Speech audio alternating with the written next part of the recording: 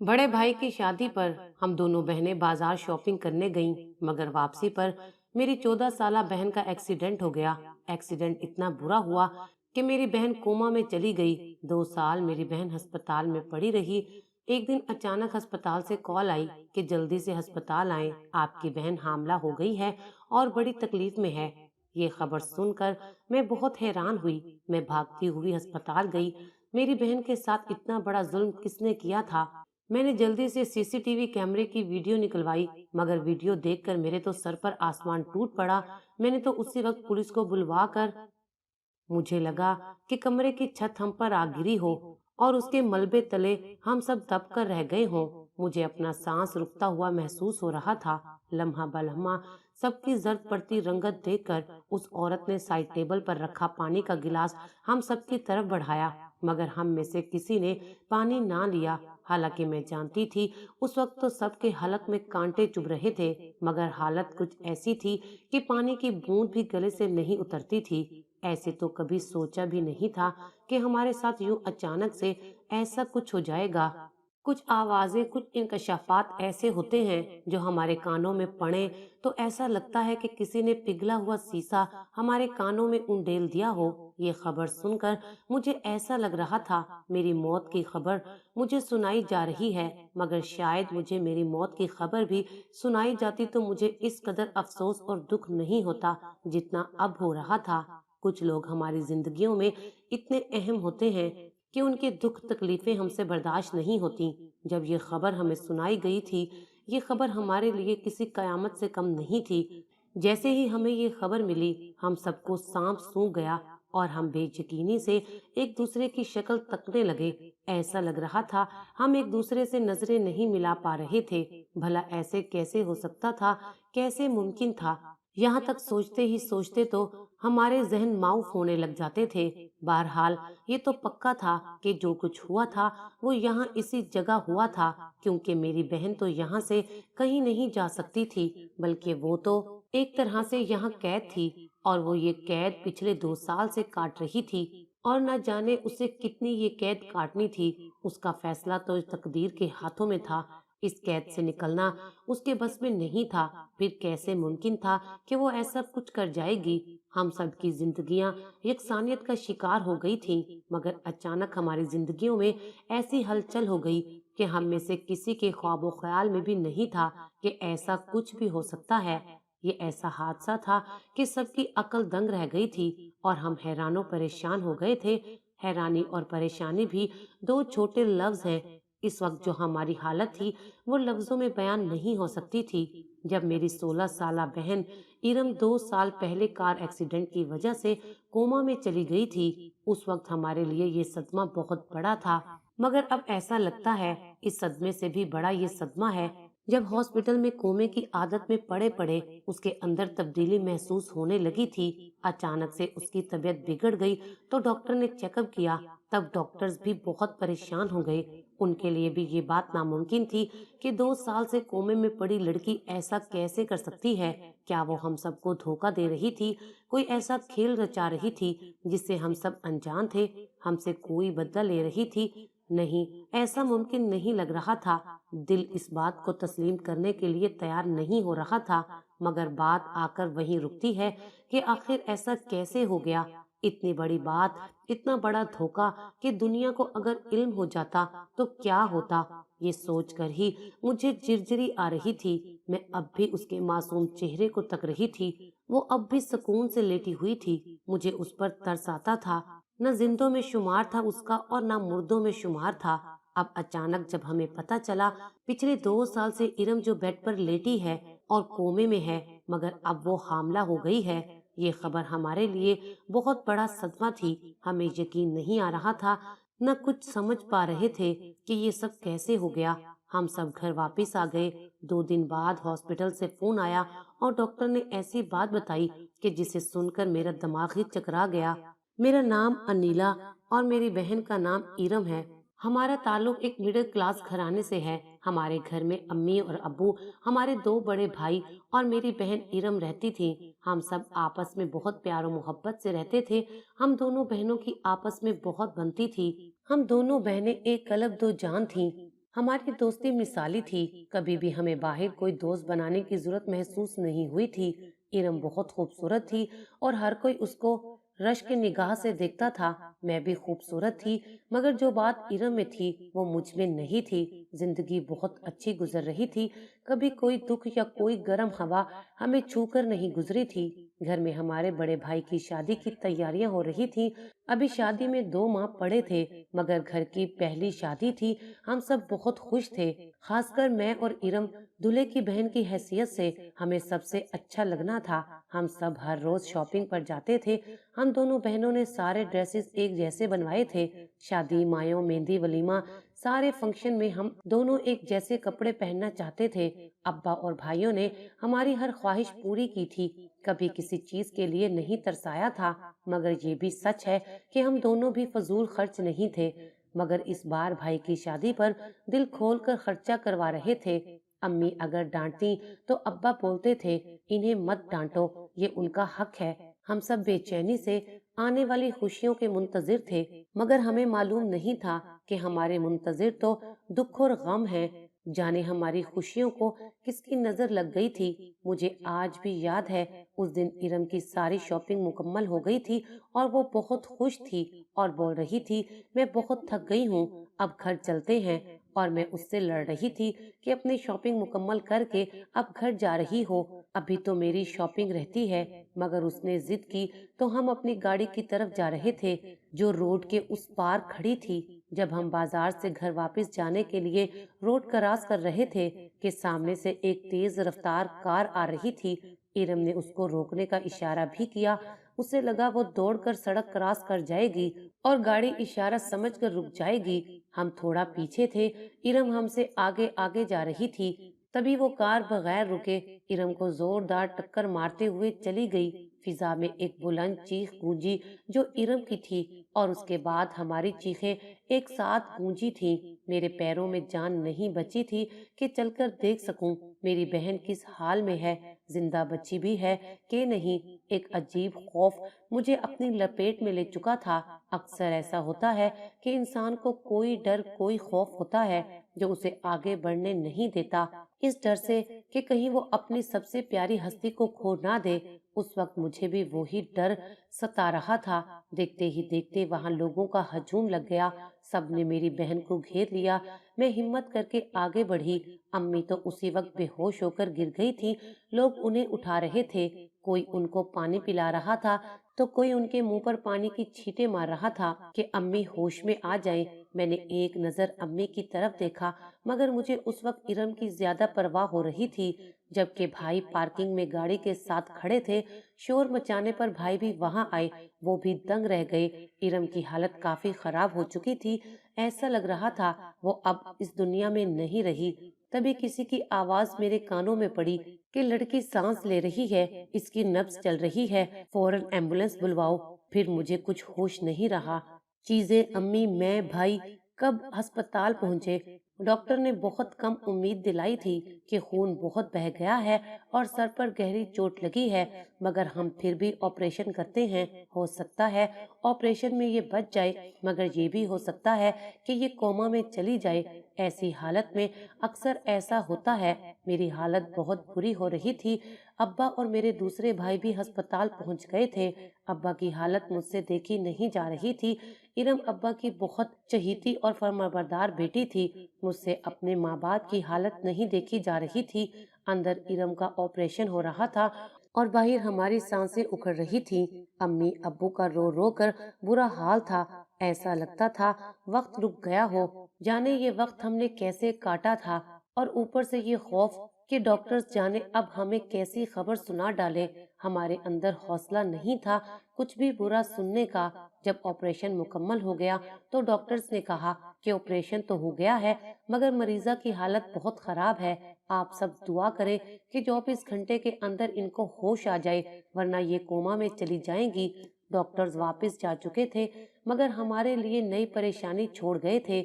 हम सब ने बहुत दुआएं की। इरम की जान तो बच गई, मगर उसको 2 दिन गुजारने के बाद भी होश नहीं आया, जो बहुत बुरी अलामत थी। तब डॉक्टर ने जो खबर हमें सुनाई वो बहुत भयानक थी। डॉक्टर्स के मुताबिक इरम कोमे में चली गई थी। अब कुछ भी नहीं हो सकता था। उसे कब होश आएगा? 2 माह भी लग सकते थे, 2 साल भी, और इससे ज्यादा का अरसा भी लग सकता है। आप चाहें तो इसे यहाँ रख सकते हैं। अगर आप अस्पताल के अखराजात बर्दाश्त नहीं कर सकते तो इन्हें सरकारी अस्पताल में ले जा सकते हैं। डॉक्टर की बात सुनकर सब घर वाले खामोश हो गए थे। इरम सबकी लाडली थी, हर कोई उससे मोहब्बत करता था। इतने अरमान थे अब उसे भाई की शादी के, मगर एक पल में क्या हो गया था। सारी खुशियां खाक में मिल गई थी। अब्बा भाई इरम को इस अस्पताल से नहीं निकालना चाहते थे। वो पुर उम्मीद थे कि अच्छा इलाज हुआ तो इरम जल्द होश में आ जाएगी। ये बहुत बड़ा और महंगा अस्पताल था। यहाँ पर इरम का इलाज अच्छे तरीके से चलता, जबकि सरकारी अस्पताल में तो हालात बहुत ही खराब थे। मगर 1 माह तक जब इरम को होश नहीं आया और इस महंगे अस्पताल का बिल 2 लाख बन गया, तो अब्बा ने मजबूरन इरम को सरकारी अस्पताल में मुंतकिल कर दिया। हम सब में से हर रोज कोई न कोई इरम के पास जाता था। अब्बा और भाई में से कोई न कोई रात इरम के साथ वहीं रहता था। ऐसे 2 माह गुजर गए। भाई को सबने बड़ी मुश्किलों से शादी के लिए राजी किया। भाई कहते थे, जब तक मेरी बहन ठीक नहीं हो जाती मैं शादी नहीं करूंगा। अब्बा ने भाई को समझाया कि इरम को होश आने में जाने कितना वक्त लग जाए।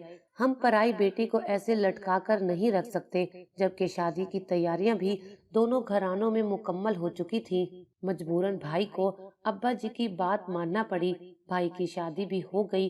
वैसे नहीं हुई जैसे हम सबके अरमान थे, मगर जैसे तैसे करके हो गई। मैंने उनमें से एक जोड़ा भी नहीं पहना था जो मैंने और इरम ने साथ बनाए थे। मैंने सोचा था जब वो ठीक हो जाएगी तब किसी और फंक्शन में हम दोनों ये कपड़े पहनेंगे। साइमा हमारी भाभी बनकर आ गई थी। साइमा बहुत अच्छी लड़की थी, हमारी कजन भी थी। जल्दी ही उन्होंने हमारा सारा घर संभाल लिया, क्योंकि अम्मी ने इरम का इतना सदमा लिया था कि बीमार रहने लगी थी। अब उनसे कोई काम नहीं होता था।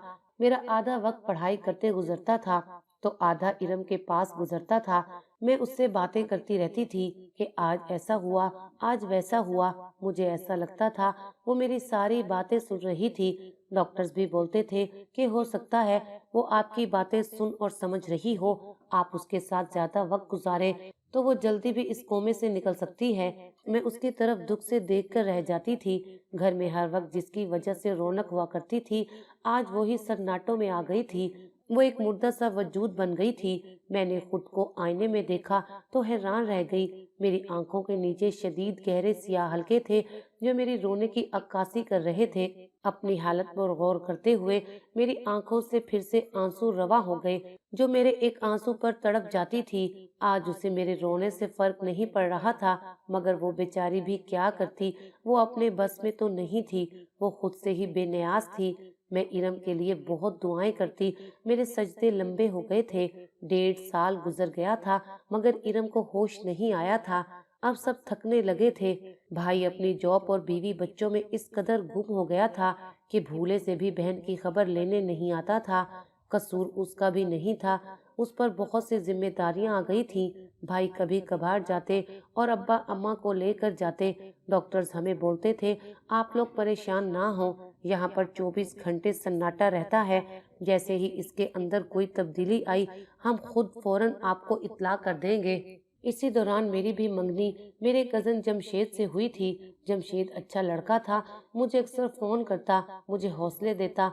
एक जमशेद था जिसे मैं अपने दिल का हाल सुनाती थी। मेरी आंखें बार बार भीग जाती थी। अपनी इकलौती बहन को इस हाल में देखना मेरे लिए बहुत तकलीफ का बाइस था। मुझसे बर्दाश्त नहीं हो रहा था कि वो इस कदर तकलीफ में है।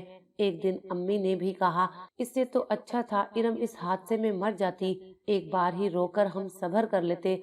जाने कैसी आजमाइश है कि खत्म ही नहीं हो रही। अम्मी की बात सुनकर मेरा दिल दहल गया। मैं तो ऐसी बात सोच भी नहीं सकती थी। इरम मर जाती तो मैं भी उसके साथ ही मर जाती। मगर सच कहते हैं, कोई किसी के लिए नहीं मरता। जिंदगी में मसरूफियात बहुत बढ़ गई थी। अब्बा बहुत बीमार रहने लगे थे। मैं हर वक्त उनकी तीमारदारी में लगी रहती थी। अम्मी की भी ऐसी हालत नहीं थी कि अब्बा के काम करती। दूसरे भाई की शादी हो गई, दोनों भाभियां घर संभालती। अब मैं रोज इरम के पास नहीं जा पाती थी। मसरूफियात बढ़ गई थी। इस हादसे को 2 साल गुजर गए थे। जब एक दिन हॉस्पिटल से कॉल आई, मैं खुश हो गई। मुझे ऐसा लगा कि इरम को होश आ गया है, मगर फोन पर उन्होंने कुछ नहीं बताया और हमें अस्पताल आने का कहा। एक बार फिर से मेरे अंदर खौफ जन्म लेने लगा, कहीं इरम। डरते डरते जब हम अस्पताल पहुंचे तो हमारे लिए एक दिल दहला देने वाली खबर हमारी मुंतजिर थी। ये खबर सुनकर सबको सांप सूंघ गया था। ऐसा लग रहा था हमारी आजमाइश कभी खत्म नहीं होगी, बल्कि दिन ब दिन बढ़ती ही जाएगी। जिंदगी इस कदर मुश्किल हो सकती है, मैंने तो कभी इस बात का तसव्वुर भी नहीं किया था। डॉक्टर्स के मुताबिक इरम हामला हो गई थी। ऐसा लग रहा था हमें किसी ने उम्र कैद की सजा सुना दी हो। हमारे पास अल्फाज नहीं थे। इरम तो यहाँ से हिल भी नहीं सकती थी। इसका मतलब था किसी ने उसके बेहोश होने का फायदा उठाया था और उसकी जिंदगी तबाह कर दी थी। जिंदगी इतनी मुश्किल हो गई थी कि बयान से बाहर था। हम किससे शिकायत करते, किसका गिरेबान पकड़ते। हम मिडिल क्लास लोग कहाँ जाते। भाई ने अस्पताल के इंतजामिया से बहुत झगड़ा किया। उन्होंने कहा कि सीसीटीवी फुटेज में हमें दिखाएं, हमारी इज्जत के साथ किसने खिलवाड़ किया है। अब इंतजामिया एकदम घबरा गई, कहा कि सीसीटीवी खराब है, कब से बनवाया नहीं। साफ लग रहा था इन सब में अस्पताल के लोग भी शामिल हैं। कोई डॉक्टर या वार्ड बॉय कुछ नहीं कह सकते, मगर जो भी हुआ इसी अस्पताल में हुआ। ये लोग डर रहे थे कि अगर मुजरिम की खोज की तो उनके अस्पताल की बदनामी होगी। भाई को ठंडा करने की बहुत कोशिश की गई, मगर भाई ने पुलिस की धमकी दी तो अस्पताल वाले डर गए। हम सब घर आ गए। मैं इरम के साथ रुकना चाहती थी, मगर भाई सख्त गुस्से में था, इसलिए मुझे भी अपने साथ वापस लाया। बोला यहाँ का माहौल ठीक नहीं है, बीमारी से बिस्तर पर पड़ी लड़की के साथ ये सब कर सकते हैं। तो इससे आगे भाई कुछ नहीं बोल पाया। अब्बा और अम्मा का भाइयों से इस बात पर बहुत देर तक बहस मुबासा होता रहा। बड़े भाई का कहना था कि पुलिस को खबर करते हैं, अस्पताल वालों पर केस करते हैं। अब्बा और छोटे भाई बस जिद थे कि ऐसा नहीं करेंगे, इससे अस्पताल की इंतजामिया का तो कुछ नहीं बिगड़ेगा, उल्टा हमारी बेइज्जती होगी, लोग हम पर थू थू करेंगे। और मैं ये सोच रही थी कि इस सब में इरम का क्या कसूर था। अब भी दुनिया हम पर थू थू करेगी, जबकि हमारी लड़की तो बेबसी की तस्वीर बनी हुई थी, 2 साल से जिंदा लाश की तरह पड़ी है। क्या हर हाल में कसूरवार लड़की के घर वाले होते हैं? अजीब दस्तूर है इस दुनिया का। मेरा दिल खून के आंसू तो रो रहा था। मुझे इस बेहिस दुनिया और इसके जालिम लोगों पर गुस्सा आ रहा था। 2 दिन ही मुश्किल से गुजरे थे कि अस्पताल वालों का फोन आया कि आकर इरम की लाश ले जाए। सब एकदम सख्ते में आ गए। अचानक इरम को क्या हुआ था?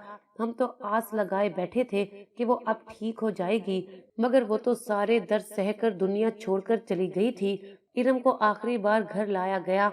वो 2 साल बाद घर आ रही थी और वो भी इस हालत में कि हमारी रूह तक कांप गई।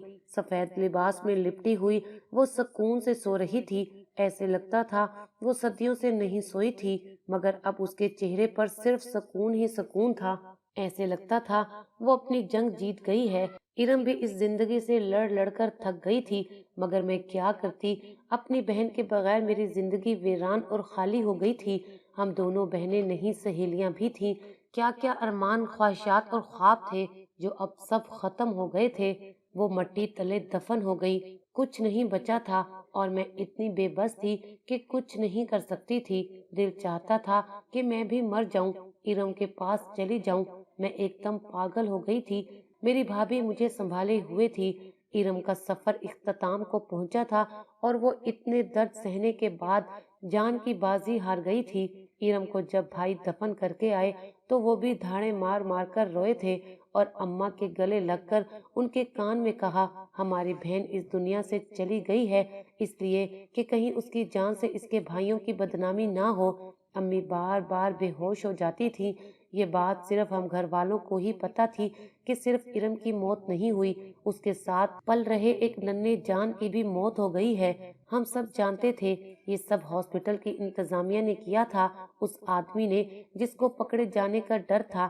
ڈاکٹر کے مطابق ارم کا آکسیجن پائپ اتر گیا تھا، اس لیے اسے سانس لینے میں دشواری ہوئی اور وہ زندگی کی بازی ہار گئی تھی۔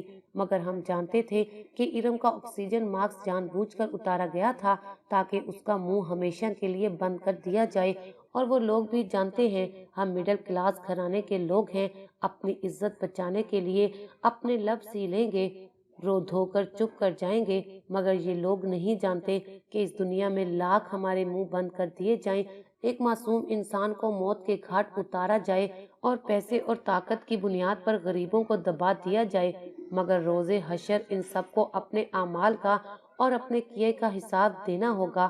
میرے والدین ان نامعلوم آدمیوں کو بددعائیں دیتے دیتے اس دنیا سے چلے گئے، بے حس انسان جس نے ایک پل کے لیے اپنی کار نہیں روکی اور ارم کو ٹکر مار کر چلا گیا اور پیچھے مڑ کر دیکھا تک نہیں، اور دوسرا وہ ذلیل آدمی جس نے اس کی عزت کے ساتھ کھیلا تھا اور اسے اس دنیا سے چلتا کیا تھا۔